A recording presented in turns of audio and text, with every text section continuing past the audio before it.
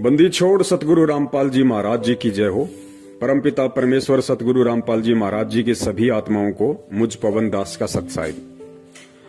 एक पोस्टर ग्रुपों में दास ने देखा है और पोस्ट भेजने वाले का नाम है शमशेर सिंह, जींद हरियाणा से बताता है अपने आप को। पोस्टर में इसने बड़ा दुखी होकर लिखा है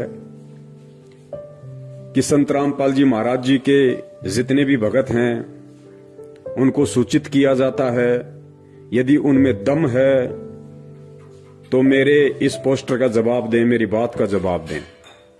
आगे ये लिखते हैं कि सन 2006 से लेके 2018 तक मैं संत रामपाल जी महाराज जी से जुड़ा रहा और आज मेरे को सतलोक आश्रम मैनेजमेंट हरियाणा के द्वारा गुरुद्रोही घोषित कर दिया गया, पीला पर्चा निकाल दिया गया। अगर मैं गुरुद्रोही हूं तो भाई सन 2006 से लेके 2018 तक मेरे से जितना भी पैसा संत रामपाल जी महाराज जी के द्वारा या उनकी कमेटी के द्वारा जो दान रूप में लिया गया है, यदि मैं गुरुद्रोही हो गया, मुझे गुरुद्रोही घोषित कर दिया संत रामपाल जी महाराज ने, तो वो मेरा सारा का सारा पैसा ब्याज समेत लौटाएं और इस मैसेज को संत रामपाल जी के सभी भक्तों तक और मैनेजमेंट तक पहुंचा दें।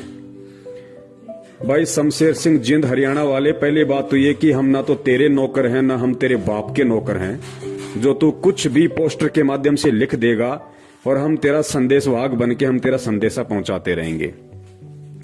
दूसरी बात, आपने जिक्र किया कि सन 2006 से लेके 2018 तक मैंने जितना भी पैसा दिया मुझे ब्याज समेत लौटाओ। देखिए 2014 के बाद, क्योंकि सन 2014 में परमपिता परमेश्वर सतगुरु रामपाल जी महाराज जी हिसार जेल चले गए थे, तो 2014 के बाद आपने जितना भी पैसा दिया है, जिसको भी दिया है, वो आपने अपनी मूर्खता में दिया है, अपनी नादानी में दिया है। जब हम बता रहे थे कि ये काल के एजेंट हैं, ये संगत को ठग रहे हैं, तो भाई क्यों तूने अपने उन रिश्तेदारों की झोली पैसों से भरी? तेरी आंखें फूटे पड़ी थी क्या भैया? तुझे दिखाई नहीं दे रहा था क्या? तू मेरे से बातचीत नहीं किया करता था क्या? मैं तेरे को सच्चाई नहीं बताया करता था? सब बताया करता था। घंटों घंटों तेरे से मेरी बातचीत होती थी। उसके बाद भी तूने दिया था। सन 2014 के बाद 4 साल में तूने जितना भी पैसा उनको दिया होगा, वो तेरी मूर्खता थी, वो तेरी नादानी थी, वो तेरी बालक बुद्धि थी। रही बात सन 2006 से लेके 2014 तक दिए गए दान की, तो कान खोल के सुन। ना तू पहले संत रामपाल जी महाराज जी का भगत था, भले तेरे को तू कहता ना कि मेरे को सार नाम मिला हुआ है और मैं सन 2006 से जुड़ा हुआ हूं। आज के तेरे जो कर्म हैं, आज की तेरी जो भावना है, वो साबित करती है कि तू पहले भी संत रामपाल जी महाराज जी का भगत नहीं था, तू खाली नाम का भगत था। क्योंकि परमेश्वर अंतर्यामी है, उनको पहले से पता होता है कि कौन नादान, कौन नालायक कब मेरे से दूर होगा और आगे चल के मेरे प्रति और इस भक्ति मार्ग के प्रति क्या उसकी भावनाएं हो जाएंगी। और तू तो भाई दत्तात्रेय का भी बाप निकला। तू कभी विहंगम पंथ में जा रहा है, तू कभी मदन पंथ में जा रहा है, कभी किसी पंथ में जा रहा है। ठोर ठिकाना तो है ही नहीं तेरा। तो मैं ज्यादा बात नहीं करूंगा, तेरी बात का सीधा सा जवाब यही दूंगा कि 14 के बाद तूने जो भी दान किसी को दिया है सतलोक आश्रम मैनेजमेंट हरियाणा को, तो वो पैसा उनसे मांग। उस पैसे का ढिंडोरा या मत पीट कि संत रामपाल जी महाराज जी मेरा पैसा दे दें। वो पैसा तेरा जिसने लिया है उनसे मांग। रही बात 2006 से लेके 2014 तक के दान की, तूने संत रामपाल जी महाराज जी के आश्रम में रहते सहते जितना भी दान किया होगा, वो आज इस पोस्टर के माध्यम से तेरी खुद की औकात बता रही है कि तूने कितना पैसा दिया होगा। मुश्किल से इन 8 सालों में तूने 50,000 या 1 लाख से ऊपर नहीं दिया होगा। मुश्किल से हद मार के 50,000 या 1 लाख से ऊपर तूने नहीं दिया होगा, जिसका तू ब्याज मांग रहा है। तो सुन और कान खोल के सुन। और मैं निवेदन करूंगा सभी भगत भाई बहनों से, जो जो इस ऑडियो को सुन रहे हैं वो सभी ग्रुपों में डाल दें, और विशेषकर जिन जिन ग्रुपों में ये शमशेर जुड़ा हुआ है और वास्तव में ये गुरुद्रोही है, मैं इसको बोलता हूं गुरुद्रोही। ये वास्तव में गुरुद्रोही है जो अपने गुरु की निंदा करता है, चुगली करता है, अपने गुरु के विषय में उल्टे सीधे शब्दों का प्रयोग करता है। वो व्यक्ति 100% गुरुद्रोही है, इसमें कोई संशय नहीं है। तो सुन शमशेर सिंह गुरुद्रोही, तेरी इस बात का जवाब ये पवन दास देगा। तू सन 2006 से लेके 2014 तक का जो हिसाब मांग रहा है ना, तो सुन कान खोल के। सन 2006 से लेके 2014 तक तू कितनी बार आश्रम में गया होगा? हरियाणा का रहने वाला है, जींद का, बरवाला में आश्रम था, उससे पहले करोथा में आश्रम था, दौलतपुरा में आश्रम था। तू हर सप्ताह गया होगा। हर सप्ताह नहीं गया होगा तो महीने में 2 बार तो जरूर गया होगा।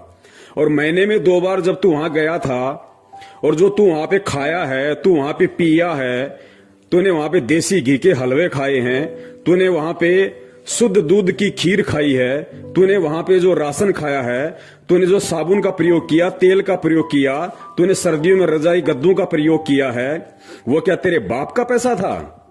अगर हिसाब लगाया जाए पूरा उन 8 सालों का जो तूने मुफ्त में, फ्री में, तूने जो हराम के टूक सतलोक आश्रम बरवाला, जींद, करोथा या दौलतपुरा में तोड़े हैं इन 8 सालों में, अगर उन 8 सालों का तेरे से अगर हिसाब मांग लिया जाए और ये कहा जाए कि उन 8 साल में तूने जो फ्री में, मुफ्त में जो हराम के टूक वहां पे एक भगत बन के तोड़े हैं संत रामपाल जी महाराज जी के, अगर उसका तेरे से ब्याज समेत पैसा मांग लिया जाए जो तू मांग रहा है, तो तेरे पुरखों की जमीन बिक जाएगी। तू वो हिसाब नहीं कर पाएगा। तो ये बालक बुद्धि बंद कर, ये मूर्खता दिखाना बंद कर और अपनी जबान को लगाम दे। और आइंदा इस तरह की बकवाद परम पूज्य सतगुरु रामपाल जी महाराज जी के विषय में ग्रुपों में न डालना। मैनेजमेंट से तेरा क्या रिश्ता है, तेरा क्या नाता है, इससे हमें कोई लेना देना नहीं है। और अगर मांगता है मैनेजमेंट से भी, अगर तू हिसाब किताब मांगता है तो संगत में क्यों चिल्ला रहा भाई? हरियाणा का स्टेट कोऑर्डिनेटर अमन गोदारा और उसका जो सगा भांजा है वो तेरा सगा जवाई है। तूने हरियाणा के स्टेट कोऑर्डिनेटर अमन गोदारा के सगे भांजे के साथ अपनी लड़की की शादी कर रखी है। अगर तुझे हिसाब मांगने का इतना शौक है तो हरियाणा के स्टेट कोऑर्डिनेटर से जाके मांगना, उसके घर पे जाके मांग। संगत में क्यों चिल्ला रहा है? खाली मान बढ़ाई के लिए, दिखावे के लिए। तो सन 2006 से 2014 तक के जो तू हिसाब की बात कर रहा है ना, अगर तेरे से वो हराम के टूकों का हिसाब मांग लिया जाए जो तूने सतलोक आश्रम बरवाड़ा में भोगा था, तो तेरे पुरखों की जमीन बिक जाएगी। तू पैसा नहीं उतार पाएगा। कम से कम शकल अच्छी नहीं है तो बात तो अच्छी कर लिया कर संगत में। सत साहिब जय हो। बंदी छोड़ की, बंदी छोड़ सतगुरु रामपाल जी महाराज की जय हो।